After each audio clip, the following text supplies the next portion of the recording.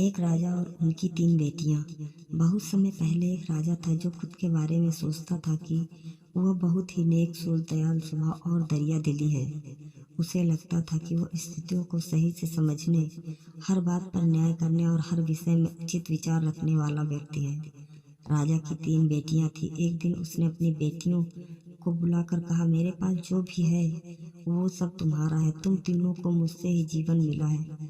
मेरी इच्छा अनुसार ही तुम तीनों का भूत, वर्तमान और भविष्य बना हुआ है, जो आगे भी ऐसे ही बना रहेगा। मैं ही तुम तीनों का भाग्य बनाता हूँ। राजा की यह बात सुनकर उसकी 2 बेटियों ने शांत मन से राजा की बात में हामी भर दी, लेकिन तीसरी बेटी ने ऐसा नहीं किया। उसने कहा, नहीं, मुझे तो नहीं लगता है कि आपके हाथों में मेरा भाग्य है। राजा यह सुनते ही गुस्से में आ गया। उसने अपनी तीसरी बेटी की कही बातों को एक चुनौती के रूप में स्वीकार किया। उसने खुद को अपनी तीसरी बेटी के सामने सही साबित करने की ठान ली और उसे जेल में बंदी बना दिया। इस वजह से राजा की तीसरी बेटी कई सालों तक जेल में ही बंदी रही। राजा और उसकी बाकी की बेटियां राजसी जीवन जीते रहे। राजा मन ही मन सोचता है कि यह मेरा ही हुक्म है जो मेरी जिद्दी बेटी जेल में कैद है। लोगों को भी यही लग रहा होगा कि राजा का ही हुक्म है जो उसकी बेटी को ऐसा भाग्य मिला। उसकी प्रजा के लोग भी यही सोचते थे। उन्हें लगता था कि राजा की तीसरी बेटी ने जरूर कोई गलत कार्य किया होगा, तभी उसे जेल में कैद करके रखा गया। वरना कोई भी पिता अपनी बेटी के साथ भला ऐसा क्यों ही करेगा।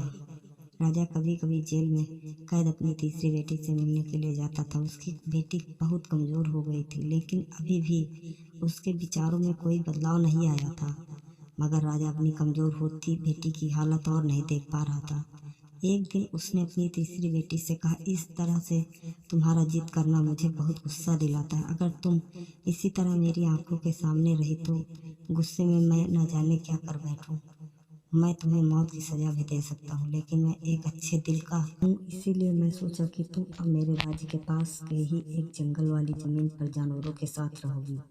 राजा ने आगे कहा, उस जंगल में सिर्फ उन्हीं लोगों को रखा जाता है जो मेरे आदेश का पालन नहीं करते। तुमने भी अपनी जिद की वजह से मेरी बात नहीं मानी, इसीलिए तुम भी अब वहाँ मौजूद लोगों के साथ अपना पूरा जीवन काटोगी। इसके बाद तीसरी बेटी को उस जंगल की जमीन पर रहने के लिए भेज दिया गया।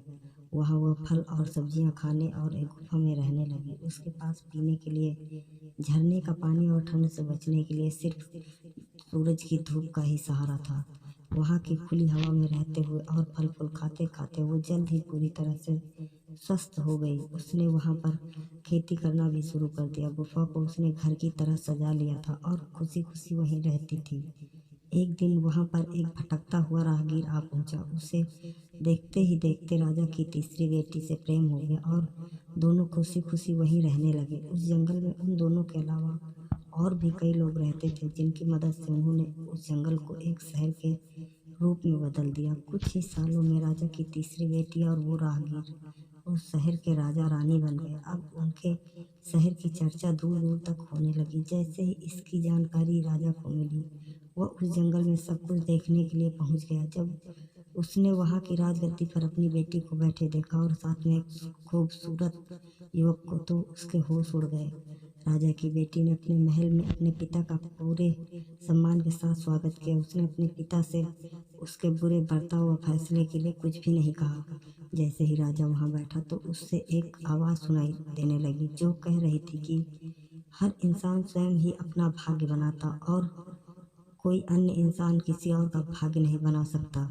इसके बाद राजा को स्वयं ही अपनी गलती का पछतावा होने लगा और उसने अपनी सभी बेटियों को अपने भाग्य से आज़ाद कर दिया।